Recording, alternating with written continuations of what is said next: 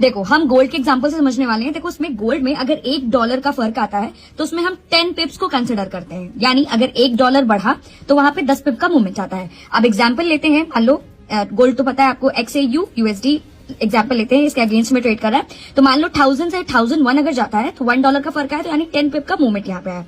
अगर सपोज कर लो आप कि यहाँ पे 1 स्टैंडर्ड लॉट से अब अगर आप ट्रेड कर रहे हो तो जब आप मल्टीप्लाई करोगे तो यहाँ पे $100 का आपको प्रॉफिट होगा। एग्जाम्पल दूसरा लेते हैं, यूरो USD, यानी यूरो के अगेंस्ट USD ट्रेड हो रहा है। अब इसमें डेसिमल के बाद 5 डिजिट्स होते हैं, लेकिन जो 4th डिजिट होता है, 4th डेसिमल प्लेस, वहां पे हम उस प्राइस मूवमेंट को हम कहते हैं पिप, ठीक है। और जो 5th होता है वो आपका पिपेट होता है। अब सपोज कर लेते हैं अगर 1.09000 से 1.09010 जाता है तो यहाँ पे आपको सिंपली 1 पिप का मूवमेंट आया।